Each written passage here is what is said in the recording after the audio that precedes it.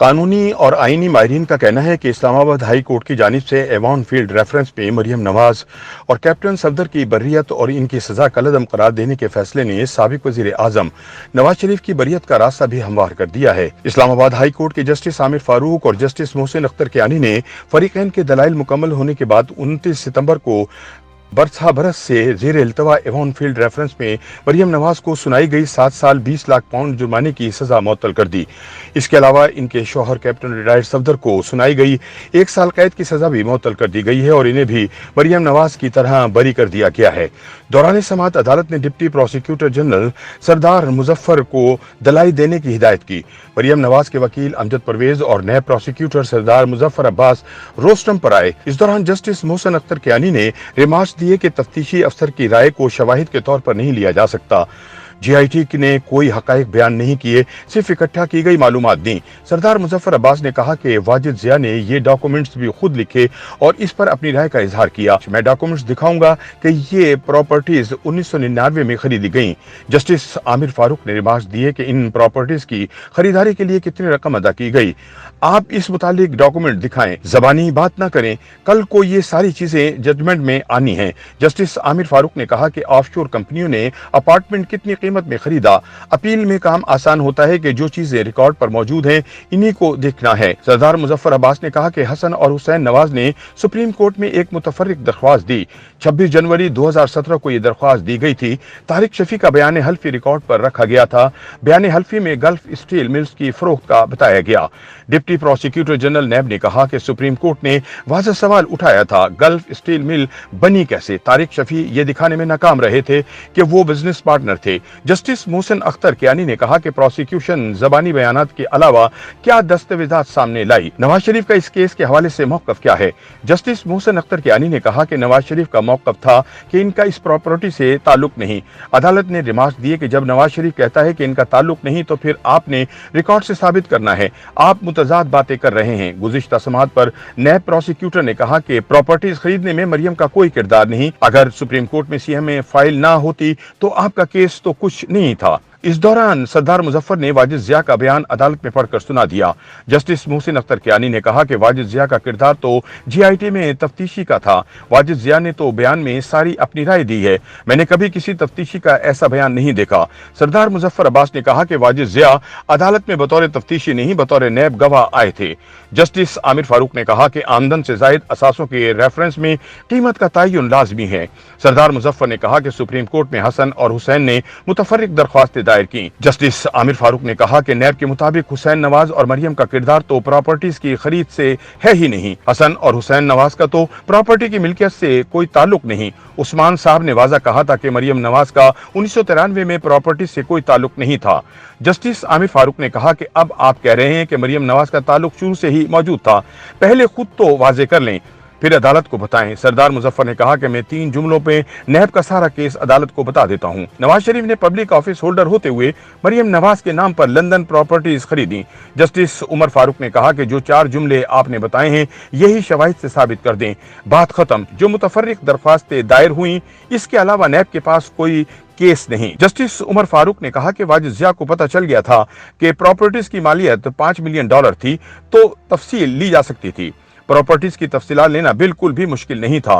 Prosecutor नैब सरदार मुजफ्फर ने कहा कि प्रॉपर्टीज की मालियत का तयन मुतालिका नहीं था।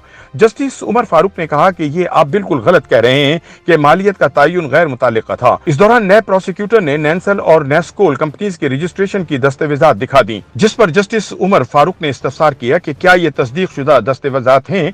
मरियम नवाज के वकील अमजद परवेज ने कहा कि यह तस्दीक शुदा सर्टिफिकेट कॉपी है। जस्टिस आमिर फारूक ने कहा कि यह तो तस्लीम शुदा हकीकत है कि प्रॉपर्टीज कंपनीज की मिल्कियत हैं। नवाज शरीफ ने अगर अपने पोते के लिए प्रॉपर्टीज बनाई तो इसमें नवाज शरीफ का ताल्लुक कहां है। जस्टिस आमिर फारूक ने कहा कि दादा ने सारा कुछ पोता पोती के लिए बनाए तो फिर भी नवाज शरीफ कहीं मौजूद नहीं। ये तो कहीं साबित नहीं हो रहा कि बाप ने बेटे नवाज शरीफ को प्रॉपर्टी दी। नैब ने अदालत को वो टाइटल डॉक्यूमेंट दिखाना है वो दिखा दें। जस्टिस मोहसिन अख्तर कियानी ने रिमार्क्स दिए कि केस तकरीबन मुकम्मल हो चुका है। नैब ने बस वो छुपाया हुआ दस्तावेज दिखाना है। शरीफ फैमिली का मौकफ है कि दादा ने पोते को प्रॉपर्टीज दी। वाजिद जिया ने इन्हीं की मुतफर्रिक दरख्वास्त को अपनी रिपोर्ट का हिस्सा बना दिया। तफ्तीशी ने इनके इस मौकफ को गलत साबित करना था।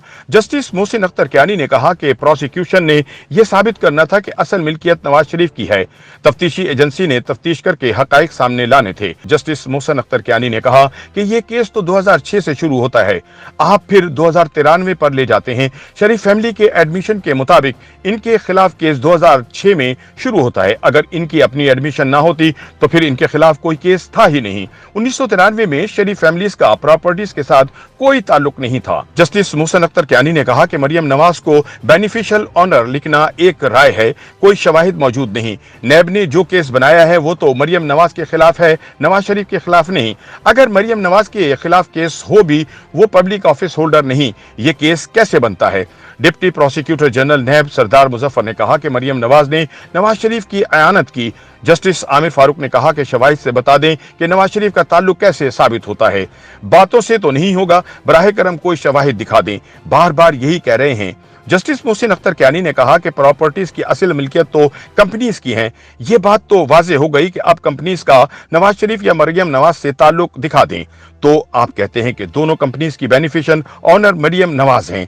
जस्टिस मोहसिन अख्तर कियानी ने रिमार्क्स दिए तो फिर नवाज शरीफ कहां हैं? कहीं नहीं। जिस पर नैब प्रोसिक्यूटर सरदार मुजफ्फर ने जवाब दिया कि नहीं। जस्टिस आमिर फारूक ने इस्तफसार किया कि नहीं मतलब केस खत्म। जस्टिस मोहसिन अख्तर कियानी ने रिमार्क्स दिए कि अगर मरकजी केस साबित होगा तो फिर नैब का ताल्लुक आएगा।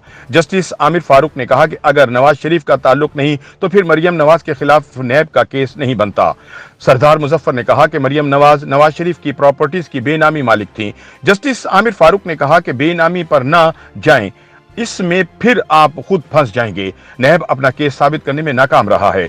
शरीफ फैमिली के तस्लीम करने के बावजूद नवाज शरीफ का कोई ताल्लुक नहीं है। जस्टिस मोहसिन अख्तर कियानी ने कहा कि नैब इन दस्तावेजात की बुनियाद पर सारा केस मरियम नवाज पर बना रहा है। नैब के सारे केस में नवाज शरीफ का कहीं जिक्र नहीं आ रहा। जस्टिस आमिर फारूक ने कहा कि जायदाद बेटी के नाम पर होने का मतलब लाजिम नहीं कि वो बाप की ही मिल्कियत हो। सरदार मुजफ्फर ने कहा कि शरीफ फैमिली ने खुद भी अपने दिफा में कोई दस्तावेज पेश नहीं की। जस्टिस आमिर फारूक ने रिमार्क्स दिए कि वो क्यों दस्तावेजात पेश करते, उनका तो काम ही नहीं था, नैब ने साबित करना था। जस्टिस मोहसिन अख्तर कियानी ने कहा कि इन्हें तो खामोशी से खड़ा रहना चाहिए था, बल्कि कुछ बोलना ही नहीं चाहिए था। जस्टिस आमिर फारूक ने कहा कि ये अगर रोस्ट्रम पर खड़े होकर कहें कि प्रॉपर्टीज हमारी हैं तो फिर भी प्रोसिक्यूशन ने साबित करना है।